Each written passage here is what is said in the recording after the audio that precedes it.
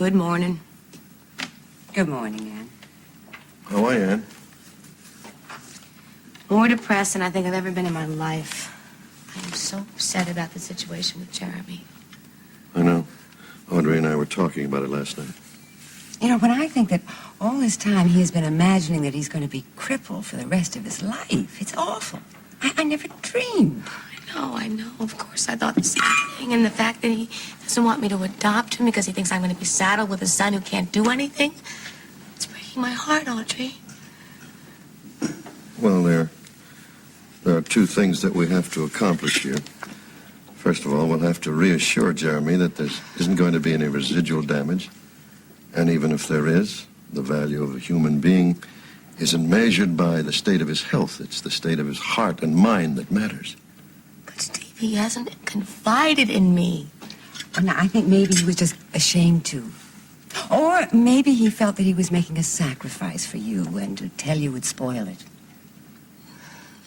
Please don't worry, Ann. We'll talk to him. We'll get this all straightened out. I pray we can. God bless that poor boy. You know, did you get a tooth? You did? Okay. All right. Well, you have to play anyway. Come on. Yeah. Here you go. Here you go.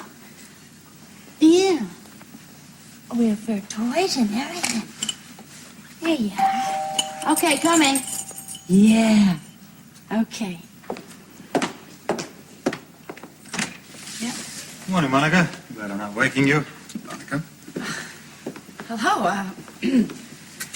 What brings you here so early? Well, we just wanted to catch you up to the details on the fundraising party and need you to sign a few checks for the Quartermain Foundation. I see. Well, it's down. Thank you. Well, I'm very pleased and proud that the Quartermain Foundation is going to be able to fund Rick's waterfront clinic. I'm sure it must give you a great deal of satisfaction, too, Monica. Yes, Rick is very grateful for it, and of course I am. I'm sure it will fulfill a very important function for the community. And I'm very pleased that Rick and the other staff doctors at General Hospital are going to be there. Yeah, I really don't understand the importance of it all. Well, the importance of it is to show a unified front to all the people who are going to be pledging money.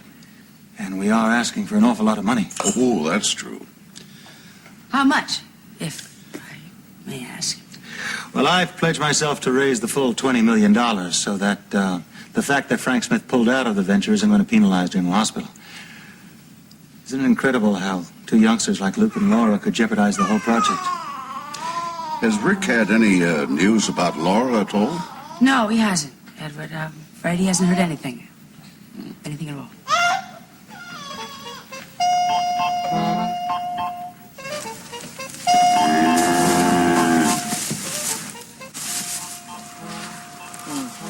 You.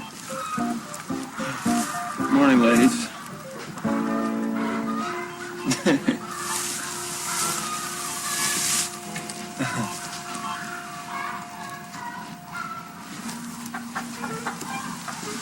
Good morning.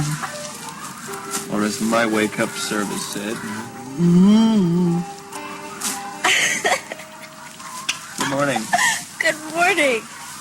You know, it's really a crime against man, nature, and beast how beautiful you look every morning. You were so sweet to me last night. You were so understanding. That's me, Prince Valiant. My knight in shining armor. Glad you slept well.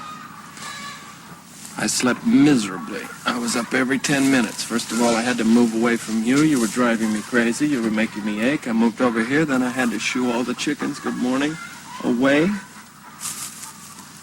Thank you for being so patient. I'm not patient. Don't ever call me patient. I am not patient. I just love you. I'm willing to wait until everything's perfect. Look yourself. That's all. Thank you. Glad you slept well. Oh, I did. I didn't have any bad dreams last night. In fact, I don't think I dreamed at all. I don't know. I guess I just felt really safe here. With you, away from Port Charles. Yeah, well, it's a whole new life for us. Not a very affluent one, however. Oh, how much money do we have left? We're down to our last few bucks. We're alive, but I'm hungry. I tell you, I am really starving. You're hungry? Yeah. Oh, I thought you would never admit that. I'm hungry, all right? Good. Now help me get this wig on. Oh, you got it. Straw everywhere. Here, is this the front? I think so. How's that? That good? Yeah, I think so. It's fine. Be like Lucy Johnson again. You look like Lucy Johnson again. You really do. Okay, now, what we got to do is we've got to find some way to earn our daily bread. We have such limited ambitions. I was thinking more along the lines of some bacon and eggs and orange juice. Sausage and waffles and Salisbury steak. Are you broke and hungry enough to pay for your lodging?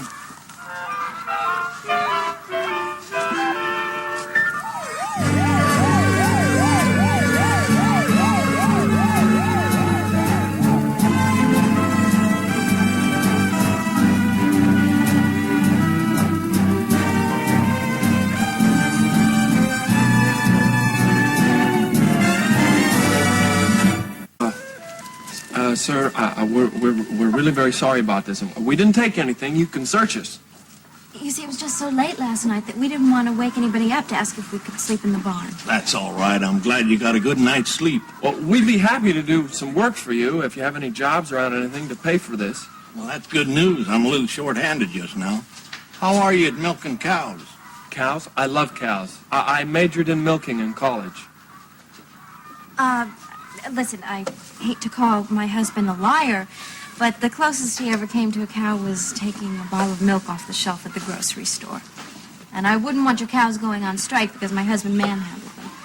I had a hunch you were both city folks. Well, I exaggerated a little bit, but I can't, I can chop wood and I can feed pigs or slop chickens or... Well, there's always that going on. And my wife, look at her arm. She's very strong, and she loves to do housework. Well, that's fine. Maybe we can come to terms. I like young people who want to work and pay their own way. Too many of them nowadays expect something for nothing. Oh, we don't expect that. You were saying you had a hankering for bacon and eggs? Young lady, is that right? Oh, yeah, nothing would make me happier. Well, you're in luck, because I can smell the bacon frying now. That means breakfast is just about ready. So why don't you both come up to the house and meet my wife? Seems to me it's always easier working on a full stomach. Oh, sir, we're right behind you. Great.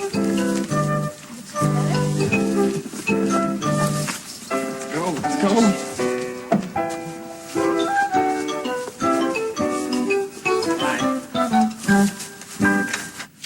And this one? No idea what I'm signing. It's just some checks to cover the cost of the party. Catering, flowers, that sort of thing. Valet service. Feel like a puppet. No, it's just that you're the treasurer of the family foundation. One of those unpleasant duties that has to be gone through. I go through it practically the same thing every morning. Yes, well, I've decided that in order to be wealthy, you have to stay in shape. Because at the moment, I'm getting writer's cramp. There's just 2 more, and then it's all over. Listen, did either of you see the story about what happened at Wyndams department store the night before last? No, what? Well, apparently the night watchman was found dead when they opened up for business. Well, what do you mean, apparently he was found dead? I mean, he was found dead, but apparently he'd been shot. And the police are speculating that it was a professional killing. Professional? Isn't that amazing? Now, why would anybody want to kill a night watchman in that sort of way? Robbery, obviously. No, it wasn't robbery at all. Nothing was taken except for some men's and women's clothes that were on sale, and there was money left to pay for them. You're kidding. I'm not. That's what the paper said. Well, life in Port Charles is getting stranger every day. Maybe it's time that Lila and I get back to Palm Beach. Well, you can't just crawl in a shell every time life gets complicated, ever. When did you start taking philosophy classes, Monica? At nighttime? You don't have to take classes to have opinions. But obviously you have to take something to get respect. No, let's not have any arguments. I do think, though, that we're attracting a more metropolitan-type crime than we used to. What do you think, Alan, huh? I don't think poor Charles has been singled out as the head of organized crime. Well, you never know. Do you mean one never knows, or I never know? My, aren't you touchy this morning, may I please? Well, I am not at my best at the crack of dawn. I am sorry if I've been ungracious. I will apologize, but I don't think I have been, so I won't. Oh, I almost forgot. Lila sent along some shots of Alan when he was a baby. You know, it is incredible how much alike these two look. Really? I do think you're being overprotective of this one, though. My word, he's certainly over his surgery by now, and you still haven't dressed in these long-sleeve shirts. Look, I'll make a deal with you, okay?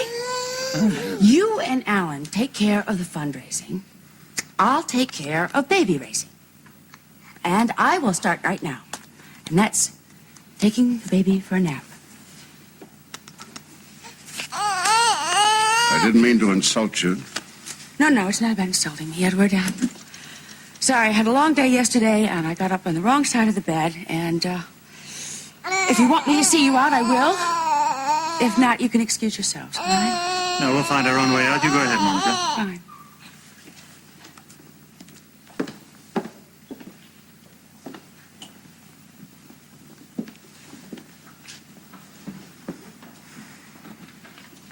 Alan, you sure there's still a chance of a reconciliation? Oh, yes, I'm quite sure. Well, I have my doubts. She seems very antagonistic to me, and certainly like a woman who plans to go ahead with a divorce. Well, you're just going to have to trust me on this one. Rely on my charm. If what I've seen this morning is any sample of it, I'll stick with my doubts. I have a surprise, though, for the party. What kind of a surprise? Let's just say a surprise that is going to turn Monica Quartermain back into the loving wife and mother that she used to be. Sounds like black magic. No, but it will be magic all the same. Her name is Mrs. Allen Quartermain, and that's the way it's going to stay. Take my word for it. Shall we go?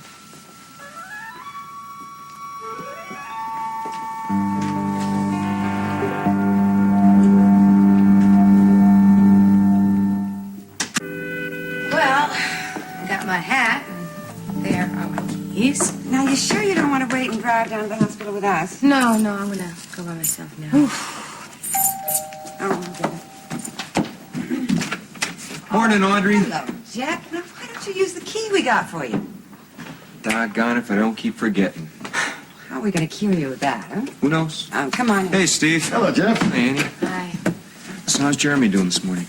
Oh, I don't have a report for you yet. He's still sleeping, and I think it's best I just let him sleep as long as possible. Jeff, how about having some coffee with us? Do we have more? Oh, yes, we have more. You know, you just got here in time to say goodbye to Ann. You're rushing off? No, I'll stay. I've got some extra time. Good. Then we can all go in together. I'll get the coffee. Come on, let's sit down. Great. Listen, the reason I stopped by is I want to talk to everybody about Jeremy and what we're going to do about the situation. Well, I think the only thing we can do about the situation is try to change this frame of mind he's in. Yeah, I was kind of shocked by what Joe had to say last night. We all were. Where do you think Jeremy got the notion that he's going to be an invalid for the rest of his life? Well, he's been sick a very long time, and he's still not feeling too well. It's very depressing for a boy his age. I guess a touch of melancholia is normal enough. And you like your coffee black, don't you? Yes, ma'am, thanks. The thing that hurts the most is the fact that he's not confiding in any of us, especially me. I mean, who knows how long it's been bottled up inside of him. And it's going to take a lot of sensitive handling to convince him that you're not adopting him out of sense of pity. Yeah. And listen, I think Joe made a good start last night. But I also think it's up to the rest of us to follow through and reinforce what he said. Yeah. It's interesting that Joe was the one to get through to Jeremy, where the rest of us just failed, huh? No, I think it's like I said, that sometimes it's easier to talk to an outsider. You also said that to Joe, and I think it hurt his feelings a little bit. I meant to mention that last night. Really? I didn't mean to hurt him. Maybe I should talk to him, huh? No, I'll talk to him later. I'll make sure that he understands.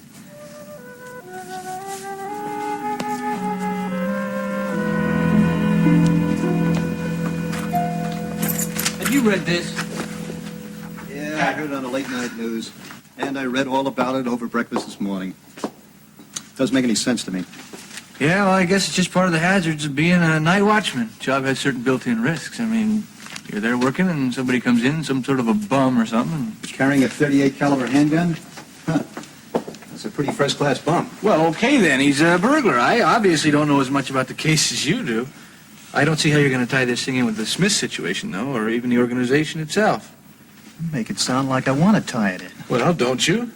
Well, it would make a neater package, but I'm not trying to force a round peg into a square hole. This could be a gang-type shooting. Now, that's not hypothesis or imagination. That's facts. Well, okay. Have you had a chance to check the watchman out yet? Maybe there's something there. There's nothing there.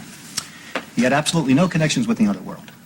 Well, then, I guess he was just plain unlucky enough to get in the way of a stray bullet. Anyway, we are launching a full-scale investigation into it, and we should come up with something. I just don't know. Meanwhile, the newspapers are all over our backs. Well, it's just part of the glamour of being a police officer, Lieutenant. All that glamour and all that responsibility. Well, you find me a job without responsibility, and I just may apply. Look, has anything come in on Luke Spencer or Laura Baldwin yet? No. And I was hoping you would come up with something. On the girl, at least. No, I'm afraid I don't have a name for you, Lieutenant. Oh, but they got to turn up somewhere. I mean, I think Smith would be trying to smoke him out himself. Why? Well, for no other reason than to find out why Luke didn't come back and marry his daughter. I mean, leaving Frank Smith's daughter waiting at the altar is something that Frank Smith isn't likely to smile on. Which may explain why Spencer is so well hidden. He just might be married shy. But that doesn't explain Laura. No. I think there's something else going on. No, I'm sure of it. If I could just figure out what it is. Well, if you find something, I know you'll be kind enough to let me in on it. Dr. Shaker, call the lobby desk. Dr. Shaker, call the lobby desk. Just shot him and left him there to die. Was it shortly after midnight, according to the coroner? It's very strange. It's very upsetting. Well, it's always upsetting when someone's murdered, you know? But I have a feeling that's not really what you meant. No, I meant this kind of shooting. No, in a posh store like Wyndams. The paper says it might have been a gang murder. Who knows? Maybe the night watchman had some sort of a... Well, maybe he was moonlighting in a shady sort of job. You mean daylighting? Yeah, well, according to the paper, this guy led a very ordinary life. Just goes to show you can never tell, huh? Yeah. You know, the thing is, we're never really going to find out what happened. I mean, someone's murdered, it hits the front page, and then they find out who the killer was, and we never hear about it. That's because it isn't news anymore. They just bury it somewhere on the back pages. I feel sorry for this guy. Yeah, it's awful. Something like this happening. Oh, it's just terrible. And here in Port Charles, of all places. Ugh.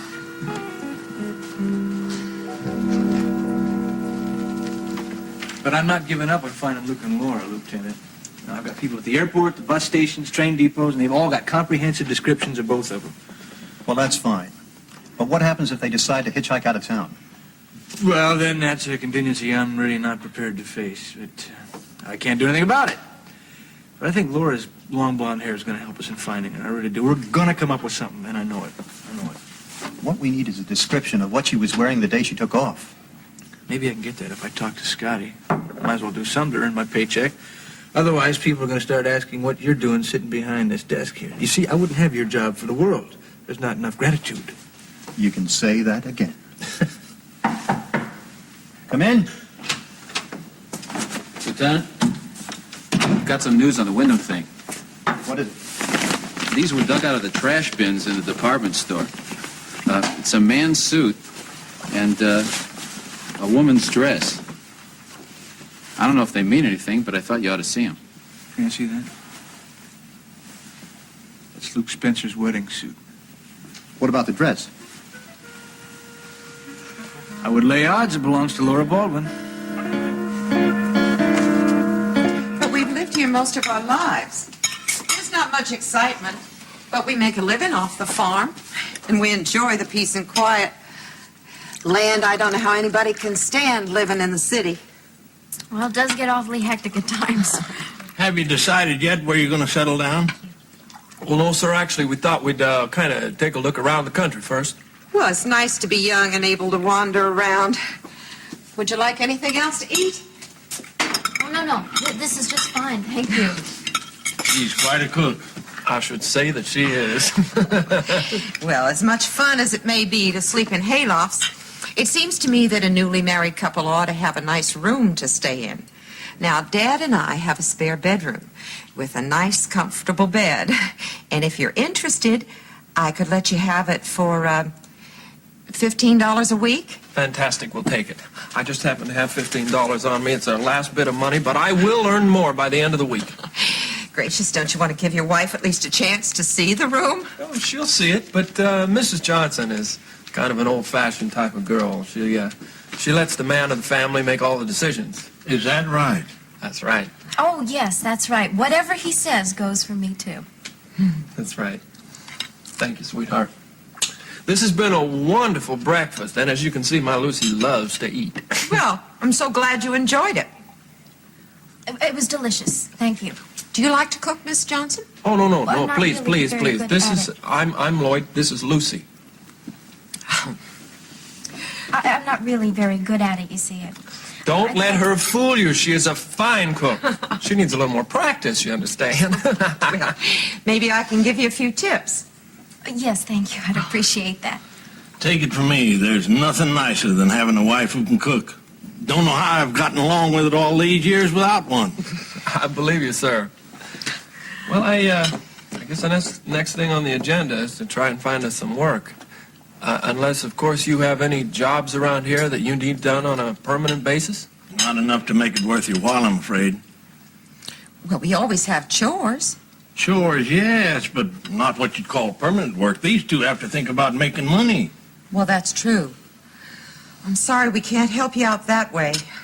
Oh, don't worry about it. You've been wonderful, really. We were actually planning to ask around town anyway. Then you think you'll stay in Beecher's Corner for a while? Yeah, for a while. Well, it's a pretty small town. I'm not sure how much you'll find in the line of work, but there ought to be something you'll be able to do. Well, I'm pretty sure that we'll be able to find something, yeah. I guess the thing for us to do, Luce, is to go ahead on into town. Oh, no. Not just yet. I have to help Mrs. Whittaker with the dishes and do some housework. And you have to feed the chickens and slop the pigs. That is what you call it, isn't it? Yes, that's it. You're learning fast. Okay, then. So we'll do the chores first and then the job hunting. Good idea, Lucy, good idea. And by the way, my little wife, she loves to scrub floors and wash windows. Just loves it. So you have a good time, Lucy. And, sir, if you'll show me where to begin, I'll get started. Well, you come with me and I'll show you. Good idea. Enjoy scrubbing the floors, Luce. Have fun, Lloyd.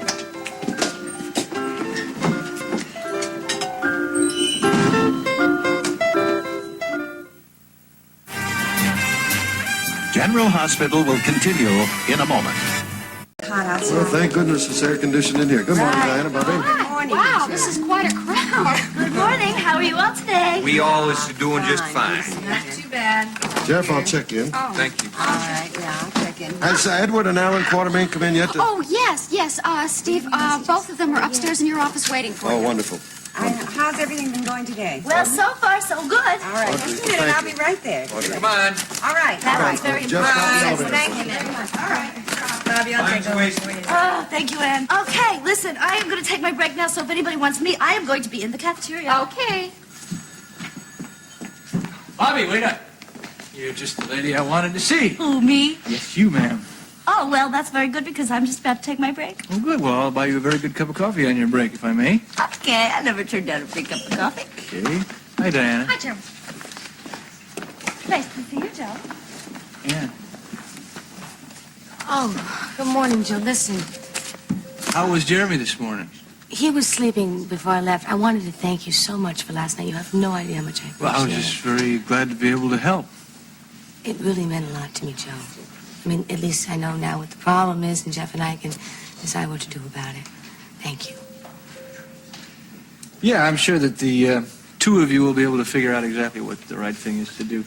Bobby, shall we go? Yeah, let's go. Dr. Cunningham, call the 7th floor nurse's desk. Good morning, gentlemen. Good morning, Steve. morning. Good morning, Audrey. How are you both this morning? Well, we're just fine. Sorry to be making such an early call. Oh, it's perfectly all right. I've asked Dan Rooney to join us. I assume we're going to talk about the fundraising party. Yes, I'd like to get everything pinned down. Sounds like quite an exciting occasion. Well, just so it turns out to be a successful one. Come in. Oh, good morning, everybody. Hello, Dan. Hello, Dan. Nice to see you again. Thank you. Steve told me there was a party meeting here this morning. I told him it almost sounded subversive. Dan, I thought it might be a good idea for you to tell them about the directive. Oh, yes, we've put out an official hospital directive to all the doctors on the staff, telling them that they're expected to be here on Thursday night at the party. So far, we haven't had any refusals. That's wonderful, Dan. I thank you both. Well, as you said, it's a good idea to present a unified front for these occasions. Now, tell me, how's your guest list coming along? Well, we've been busy calling people. Everybody's accepted so far, though it's been rather short notice for some people. I think it's going to be a very gala evening. Oh, it sounds marvelous. And I'm hoping that Monica will be in attendance as well. Yes, I know. Yeah, we were delighted to hear that. I'm hoping for a reconciliation, actually. As a matter of fact, I think I can safely say that Monica and I are going to be getting back together again. Well, I can't think of anything nicer. I'm delighted for both of you. Thank you. But I would appreciate it if you wouldn't say anything to Monica at the moment. You mean she hasn't heard about it yet? Oh, she's heard, but of course she's very sensitive on the subject because our relationship is very delicate at the moment. Well, you don't have to worry about Audrey or me saying anything, or Dan. No, except to give you our very best wishes. Thank you. I appreciate it. No, marriages that endure have to go through some rough stages, right? But a real Quartermain sticks with it. I feel quite confident that Monica will stay with Alan. Well, I certainly want to thank you both for what you're doing. The hospital board is very appreciative, believe me. Thank you. Well, we'll keep you up on all the details for the fundraising party. All right, Alan, if you want to stop by my office on the way out, I'll give you an update on our list of past contributors to special projects. That would be super. Thank you, and we'll see you later. Yes, of course. Goodbye. Bye-bye. You take care, Audrey. Thank you, the same to you. Once again, thanks for everything.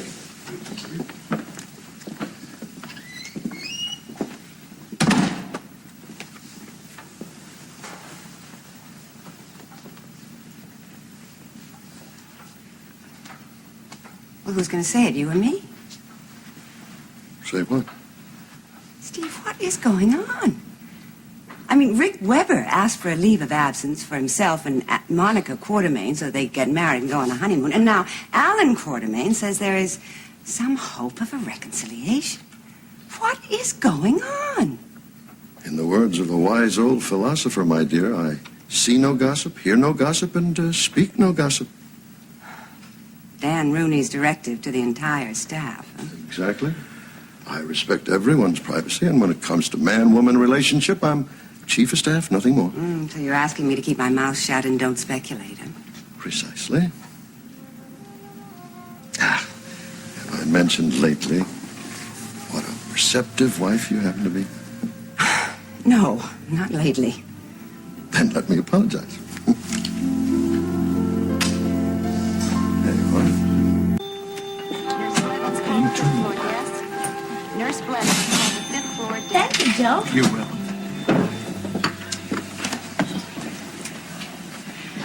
Is this strictly a social cup of coffee, or do you have an ulterior motive?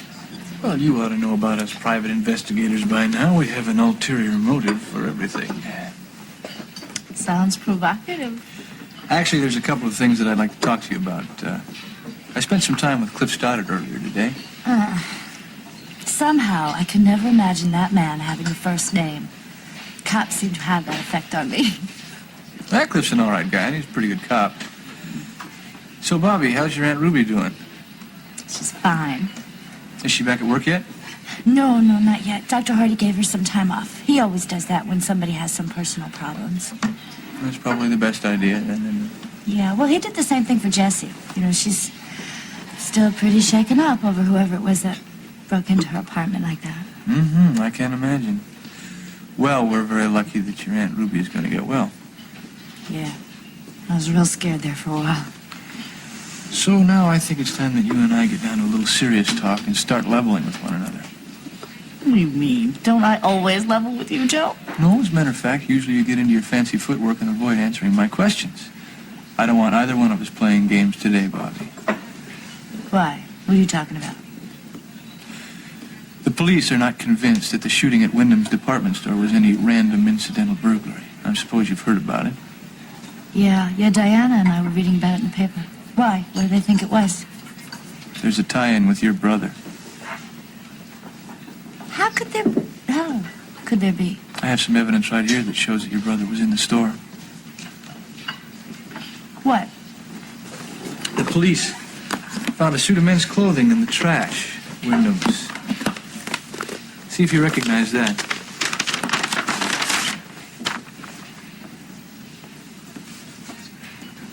This looks like Luke's vest. That's exactly what it is, Bobby.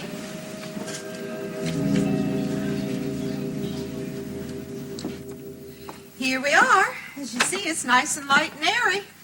Oh, yes, this is a lovely room. Yeah, it really is. Oh, and this is really a nice spread, too. My wife made that herself, by hand. You don't see much work like that nowadays. No, you certainly don't. It's gorgeous. Yeah, look at that bed. Isn't that bed nice, huh? Lloyd, don't do that. Oh, come on, honey. We're just checking out, see if it's comfortable. I know, but not in front of other people. Oh, don't be shy, honey. Remember, we're married, too. You have been so nice to us that I would like to tell you the whole story. What story? No, Lucy. It's okay. You see, folks, the truth is that Lucy's only 18, and my parents didn't approve of our getting married because they thought that she was too young. But we really love each other. And we are determined to make this thing work, even though we're flat broke. Oh, good for you. So we're going to make it work. And I will be able to support her. I just need a job. Now, I hear that there's a place called, I believe it's Mom and Pop Calhoun's Diner in town. And I heard that they had a couple of openings for a short order cook and a waitress. So I figured we'd go there and maybe try to get that job. Why, I know old Pop Calhoun. He's a pretty good sport. Didn't know he was looking for any help, though. Yeah, well, that's what we heard. Yeah. Would you mind if we need character references if we used your names? Oh, of course, Lloyd. We'd be pleased. We'll do better than that. I'll call old Pop Calhoun myself and make sure you get the jobs. Oh, no, sir. I don't want to put you out. Listen, when the day comes that we can't help two young folks who are as much in love as you two, well, that's a day I never want to see. That's the truth. Now, we'll leave you two alone to get settled, and when you're ready, you just come on down. Oh, thank you for everything. Oh, that's all right, honey. It's our pleasure. I'll put fresh towels for you in the bathroom. You've both been really swell. Thank you. Oh, my back. Oh. Why did you do that? What? Why did those nice people? I mean, you told them that we were married. I mean, obviously, they're going to expect us to sleep in the same bed. Well, isn't that what newlyweds usually do? Very funny. You've gotten us into a big mess, and I don't see how we're going to get out of it. Will you chill out? Come on now. Don't knock it. This is the best place we've had to stay in a long time. Come on. I'm not knocking it. It's a nice bed. Well, what's wrong with you? You're neurotic. I'm apprehensive. Boy, you smell. I mean, that just... Ugh. Well, that's the only thing you have to worry about from me is that I stink. And I'll clean up later if you don't mind. But this is the best bed that we've had to sleep in since we left the department store. Just don't knock it, girl. Don't look a gift horse in the mouth. I'm not. I mean, as I said, it's a nice bed. Fine. That's just fine. Now, I want you to remember something. Your name is Lucy Johnson. Lucy Johnson. I don't want to have to yell at you every time to get your attention. Well, can you blame me for that? I mean, you just spring things on me and you don't give me any warning. Sweetheart, I expect you to be a little quicker on the uptake. Well, I'm not. I'm sorry. I mean, Lucy Johnson, It's a very pretty name, I think. You would, Lloyd. Oh, this really is a nice room. Yeah. You know, as this honeymoon goes on and on, I think the marriage gets better and better.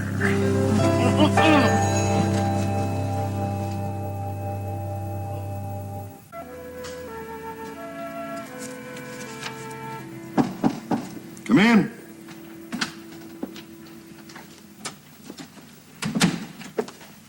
There was a message that you want to see me, Steve. Oh, yes, Monica. Please sit down for a moment. I haven't had much chance to talk to you lately. Well, the schedule's been rather hectic. Yeah. I know you and Rick have been very busy. I just wanted you to know how much I appreciate your professional attitude about attending Alan's fundraising party. Well, I know how important it is to the hospital. Yes, it certainly is. We have to raise at least $20 million if we're ever going to get that teaching wing built, and that's quite a sum these days. No. Then there's Rick's clinic on the waterfront. Your father-in-law's helping out with that, too, but we still have a lot of supplies to buy and a lot of equipment, and then there's the financing of young interns to consider. Well, I thought Edward had guaranteed all of that. Oh, that's just to pick up the bills at the beginning. We still have to pick them up when it's operational. Of course. Frankly, I was very pleased that Rick's coming to the party. We want all of our people to be on hand for this one. I'm sure they will be, Steve. After all, they were asked to come. It's kind of like command performance, wouldn't you say? Oh, I really don't like to think of it in those terms. We're not twisting anyone's arm, just strongly recommending.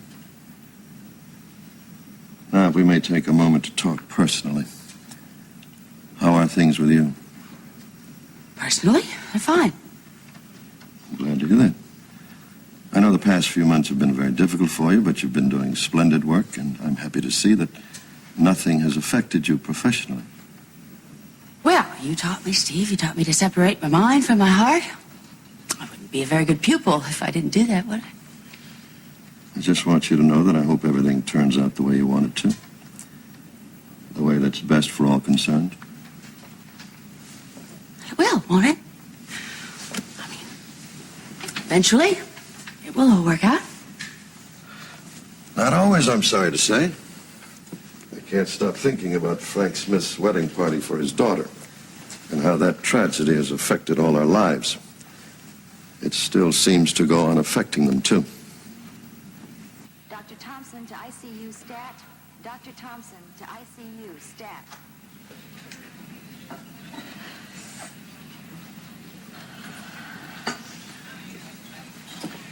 Here, maybe this will help. Oh, Joe, it's like holding part of him in my hands, you know? Very sorry, Bobby. I didn't bring this down here just to upset you. No, I mean, it's okay. I mean, at least I know he's alive somewhere, and he was somewhere, and he was in this town. I don't understand. I don't understand why he didn't get in touch with me.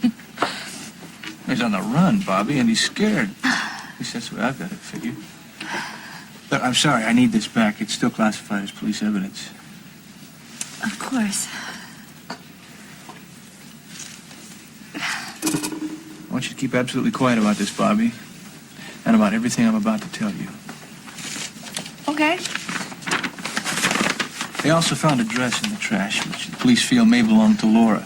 They're checking that out now. But both Stoddard and I feel that the Webbers should not be told until we're absolutely sure.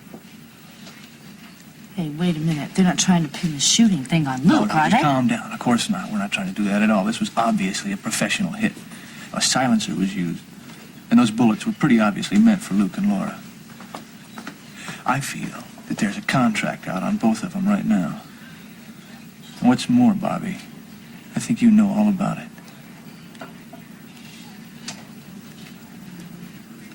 Bobby, what is it going to take? You've got to tell me all you know about Smith and about the organization, about all of this. And don't try to kid yourself for 1 minute that by being quiet about this, you're protecting anybody, because you are not. Even as we speak, right now, there is a hitman out after your brother, after his life. Now, that's the way I've got it figured. Am I right?